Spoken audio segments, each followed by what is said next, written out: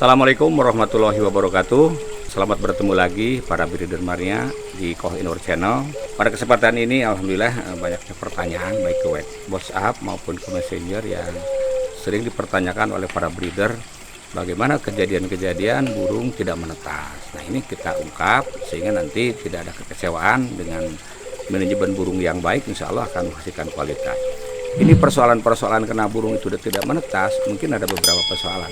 Itu pertama, bertemunya sperma dengan ovum yang tidak sempurna. Juga mungkin akibatkan yang pertama, burung terlalu muda untuk dikawinkan, sehingga burung yang terlalu muda untuk dikawinkan menghasilkan telur yang tidak sempurna. Itu yang pertama. Yang kedua juga mungkin burung sudah terlalu tua sehingga dikawinkan, sehingga kalau istilah manusia itu adalah sudah masa menopause. Tetapi kita bahas adalah kondisi Citrus baribus, di mana kondisi burung yang kita bahas ini adalah burung yang normal. Ini pada waktu sperma bertemu dengan ovum itu harus dalam kondisi sangat baik, sangat sempurna.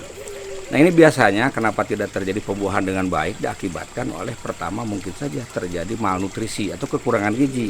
Burung kita mungkin hanya mengandalkan biji-bijian, misalkan hanya millet saja atau beras merah saja. Ini sebetulnya diperlukan nutrisi-nutrisi yang lain, baik itu protein, vitamin, kalsium, karbohidrat, mineral, dan sebagainya. Dengan kesempurnaan ini, proses pembuahan akan menjadi berjalan dengan lancar dan baik.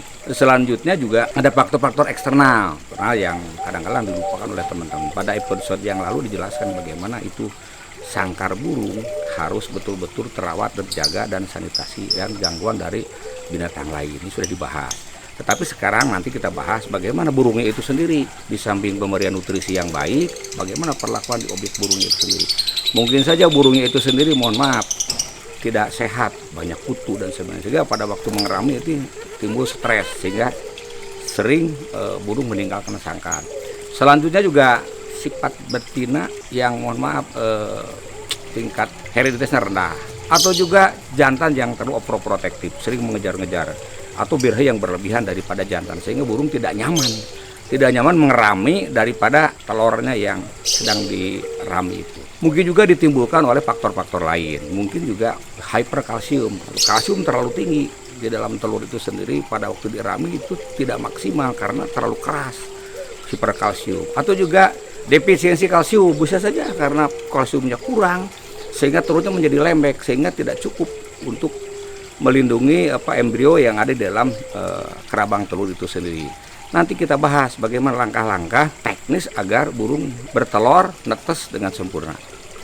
Baik, kita akan membahas secara teknis seperti apa terapi bagi burung yang telurnya tingkat menetasnya sangat rendah atau gagal di dalam penetasan. Kita ini sebetulnya yang dibahas adalah untuk seluruh burung yang bersifat pemakan biji-bijian. Akan berbeda mungkin dengan burung yang tidak memakan biji-bijian. Yang kita bahas saat ini adalah burung yang pemakan biji-bijian. Itu bisa perkutut, bisa lovebird, bisa puter pelung, atau burung-burung atau merpati dan sebagainya. Ini terapi yang akan kita terapkan. Yang pertama tadi disebutkan bahwa burung karena memang spermanya dan ovum tidak dalam kondisi kualitas baik. Nah, di sini kita peragakan bagaimana caranya supaya burung itu tingkat fertilitasnya sangat tinggi. Mungkin pakan-pakan yang disiapkan tidak mencukupi kebutuhan-kebutuhan. Biasanya diakibatkan oleh nutrisi yang tidak lengkap. Ini salah satu yang akan kita terapkan. Yang pertama, ini kita siapkan pakan khusus untuk burung pemakan biji-bijian. Nah, siapkan ya. Kita siapkan burung pemakan biji-bijian. Satu bungkus, satu wadah, kurang lebih beratnya 400 gram. Nah, kita ingin memberikan tambahan nutrisi bagi burung yang memang rendah tingkat fertilitasnya. Kita menggunakan satu butir telur ayam. Satu butir telur ayam, ini distribusinya cukup bagus, bisa dipecahkan aja ya. Satu butir telur ayam. Kita campurkan konsentrat bebek. Ini bisa beli di toko-toko pakan ayam. Konsentrat bebek kita campurkan sekitar 2 sendok konsentrat bebek, kita campur, kita aduk-aduk. Nah, kita aduk-aduk sampai merata konsentrat bebek. Ini fungsi telur juga ini sebagai tambahan nutrisi, juga sebagai perekat terhadap konsentrat bebek yang telah kita siapkan. Setelah itu kita masukkan pakan yang telah kita siapkan tadi.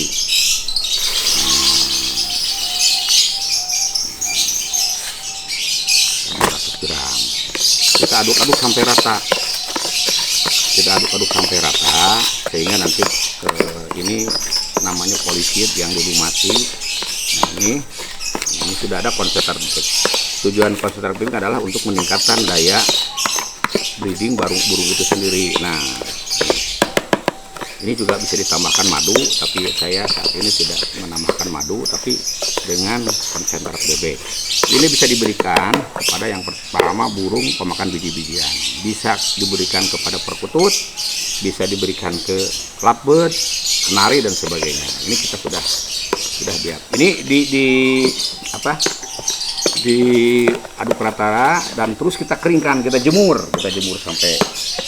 sampai kering, dijemur sampai kering. Dengan dijemur ini pertama juga burung biasanya tidak mau makan dengan kondisi basah, juga ikut membantu mematikan bakteri-bakteri dan bibit-bibit jasad terlik yang tidak bermanfaat bagi burung. Kita keringkan sampai kering sekali. Nah, ini ada pertanyaan lagi, bagaimana kalau untuk burung puter? Sama prinsip, kita praktekkan burung puter juga sama, kita juga sama menggunakan telur, sama untuk burung puter juga. Untuk burung puter juga ini telur ayam kita aduk rata. Ini juga bisa diberikan untuk burung puter. Untuk burung puter yang tadi untuk pemakan biji-bijian skala kecil, diantaranya perkutut, lovebird, dan kenari atau pin dan sebagainya. Ini juga sama, diberikan 2 sendok konsentrat bebek ini, kita aduk rata, sampai rata supaya larut ya. Nah, ini untuk burung puter, sekarang sedang tren puter pelung. Ini juga salah satu cara metode, nanti juga kita bahas model-model lain lah. Ini yang lebih praktis dan mudah bisa diterapkan ke breeder mania. Setelah itu kita campurkan. Nah, kita campurkan dari beras merah ini. Nah, beras merah ini kita campurkan sampai merata. Tujuannya adalah untuk agar burung bertelurnya konstan, daya tetasnya juga bagus. Sama ini juga harus dikeringkan. Nah, ini sudah merata ya, ini sudah terlumasi oleh konsentrat bebek. Sama dikeringkan, dijemur sampai kering, nanti diberikan kepada burung. Nah, bagaimana terapi lain? Nah, ini juga bisa. Ini juga bisa, model yang dulu yang pernah saya saksikan di YouTube yang lain, bisa menggunakan peningkatan kadar vitamin E di pakan kita. Nah, ini juga sama seperti di episode tayangan yang lalu, kita bagaimana meningkatkan kadar vitamin E di pakan kita, itu dengan cara memberikan vitamin A. Itu bisa menggunakan vitamin A dosis tinggi yang biasa dipakai bayi di puskesmas, tapi kita gunakan vitamin A yang ada di pasaran saja ya, memudahkan. Nah, untuk memudahkan mungkin kita bisa 3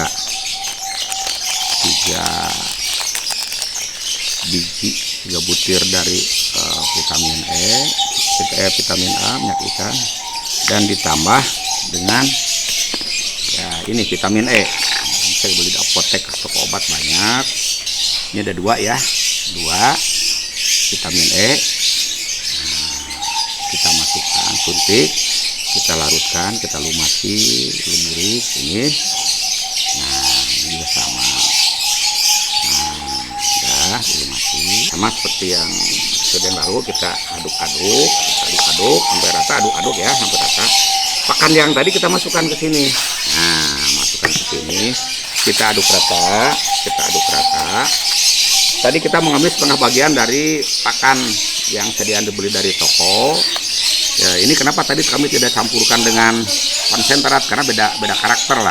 Ini sifatnya kan basah, tidak mungkin dikeringkan. Kalau dikeringkan khawatir nutrisi proteinnya, vitaminnya jadi hilang. Jadi ini disimpan,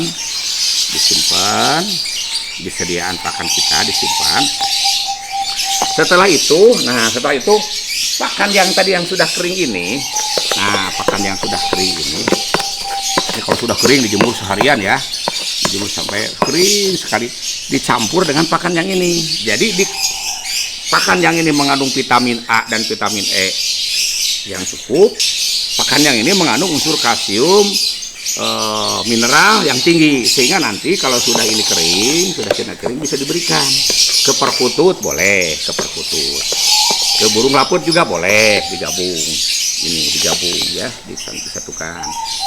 Ke burung puter juga boleh diberikan, atau burung-burung lain lah, pemakan biji-bijian, atau juga nanti kalau kita ingin untuk burung puter, karena biasa puter juga tidak lepas dari beras merah, yang ini juga bisa dicampurkan ke sana, atau ini juga sudah cukup, dengan ditambah vitamin E dan vitamin A yang ada. Ini dikeringkan, nanti tinggal diberikan.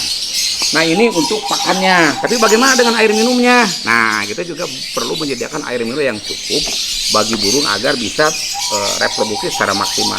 Kita bisa pakai vitamin seperti ekstimulan. Berikanlah setiap hari lah sampai burung itu bertelur, Nah, ini bisa pakai ekstimulan perangsang telur. Jadi silahkan diberikan ekstimulan ini. Nah, ini yang terakhir, banyak kesalahan-kesalahan yang sering dilakukan oleh para peternak dengan cara menempelkan tulang sotong ini di kandang ternak, di kandang soliter. Ini menurut saya juga tidak salah, tetapi bagaimana supaya lebih efektif agar kandang soliter ini, kandang ternak ini bermanfaat. Caranya seperti ini lah, Menurut saya lebih efektif seperti ini dikerok ya, gitu ya. Ini dikerok sampai digerus sampai rata ya. Ketimbang digantung saja ini kadang-kadang burung tidak pernah mau makan. Nah, digerus. Ini bolehlah seperti ini dilakukan. Ini kan pekerjaan yang gampang gitu. Ini serbuk tulang sotong. Sama seperti tadi, tinggal kita campur aja dengan telur. Dicampur aja dengan telur. Bisa kita tambahkan lagi nanti minyak ikan. Ini hanya pilihan-pilihan yang bisa diambil. Ini kan, kenapa pakai telur? Fungsinya untuk menambah protein, juga untuk sebagai perekat ke pakan kita. Nah, terus diaduk sampai rata ya. Ini juga bisa ditambahkan madu, bisa ditambahkan madu, diaduk sampai rata. Nah, kembali ke pakan kita. Nah, pakan yang kita ini saya sengaja pakai contoh pakan yang sudah ada supaya gampang lah. Nah, kita masukkan lagi ke sini. Berarti ini juga sama. Ini tinggal diaduk rata. Sama, nanti prosesnya dikeringkan. Bisa juga ini ditambah madu dan rempah-rempah yang lain. Jadi ketimbang tulang sotong hanya digantung tidak dimakan, lebih baik polanya seperti ini. Bisa ini mungkin untuk pakan kenari lah, ini bisa dipakai untuk kenari lah.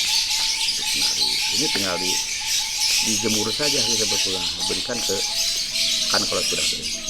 Jadi Breeder Maria yang saya hormati, jadi kita ingin bahwa untuk menciptakan burung yang berkualitas itu diawali dengan manajemen breeding yang baik. Kekurangan nutrisi menjadi penyebab salah satu gagalnya kita dalam proses reproduksi.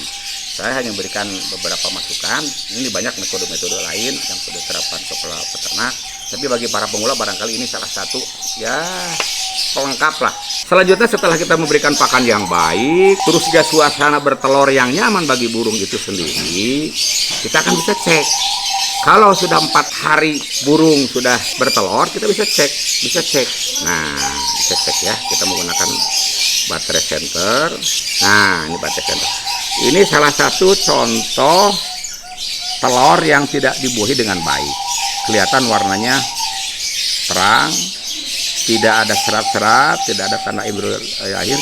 Ini sebaiknya pada waktu burung sedang bertelur mengerami 4 hari atau 3 hari sedang ada di dalam sangkar. Kalau memang dilihat di center ini kelihatan tidak ada tanda-tanda embrio yang akan hidup, lebih baik dibuang saja supaya kita tidak lama waktu menunggu bertelur lagi. Jadi kalau kita menunggu sampai 14 hari untuk perkutut, untuk putar, kan sayang waktu lah. Kalau sudah 3 hari tidak kelihatan, tidak menunjukkan tanda ada bro, diganti saja, dicabut saja, dibuang saja.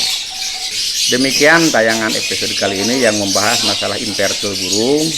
Bila kawan-kawan para breeder mania, sahabat sejati Koiner Channel, ada pertanyaan-pertanyaan yang secara spesifik kasuistis, silahkan ditanyakan dalam komen yang ada di dalam YouTube ini. Tapi jangan lupa subscribe, like, comment, and share. Demikian, assalamualaikum warahmatullahi wabarakatuh.